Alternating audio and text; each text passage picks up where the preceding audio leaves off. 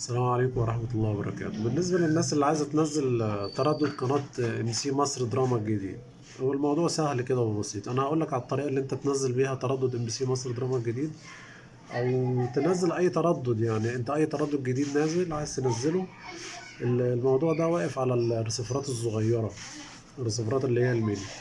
أنت بص بتدوس على أول حاجة على الزرار ده، الزرار اللي هو عليه كلمة منيو، بتدوس أوكي. عامة الشكل ده كل ريسيفر بيختلف. انت كل اللي انت محتاجه ان انت بتيجي عند كلمة اللي هي ايه، التركيب، او ساعات بيبقى اسمها ضبط الهوائي. انت بتيجي عليها وتدوس اوكي، هيطلب منك رقم السري. عامة هو بيبقى على العموم كله 4 اصفار. ايه اللي يهمنا؟ انت عايز تنزل تردد جديد، بتروح جاي عند نازل عند قائمة الترددات، بتنزل عند قائمة الترددات وتدوس اوكي. خد بالك الالوان اللي تحت دي، ادي احمر مكتوب جنبيه اضف، اخضر تعديل، حذف بالاصفر، بحث بالازرق. ده هقول لك على كل وظيفة كل حاجة بعدين. دلوقتي انت عايز تضيف تردد، يبقى انت ايه، هتدوس على كلمة ايه، اضف بالاحمر. يبقى احنا هندوس على الزرار الاحمر من الريموت، بتدوس على الزرار الاحمر بيظهر لك قائمة تانية اللي هي تكتب فيها التردد. ادي التردد اهو.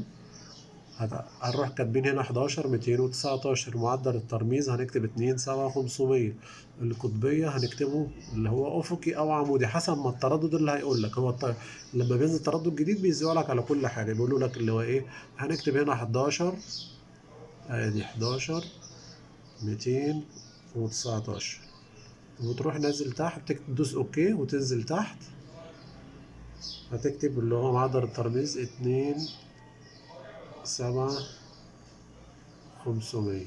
هتدوس اوكي وتنزل تحت. القطبيه دي حسب ما هم قايلين لك افقي او عمودي، هو عامه افقي، وتروح دايس اوكي. اول ما دوست اوكي شوف جاب لك ايه اخر قائمه الترددات اهو. ادي التردد ايه، 11 219. بتروح دايس اوكي على التردد. بص هو كده التردد ده مش قاري اشاره، مش قاري اشاره عنده دلوقتي. ثانيه واحده انا هنقل على سلك تاني.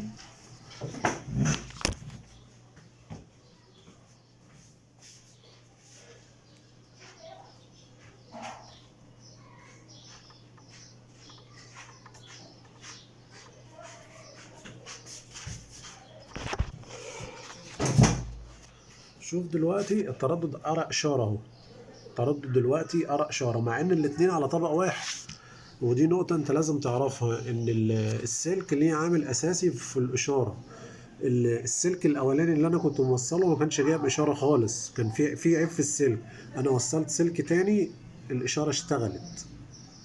تمام. دي كده دلوقتي احنا الإشارة وصلت. دلوقتي احنا عايزين نبحث، بنيجي عند كلمة بحث أهي جنبيها الزرار الأزرق، يبقى احنا هندوس الزرار الأزرق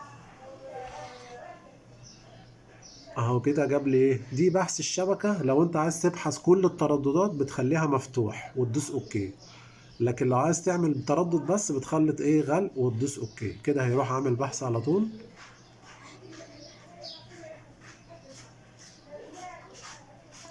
كده راح منزل ايه القنوات. هتقول لك هل طلعت من نتيجة الحفظ؟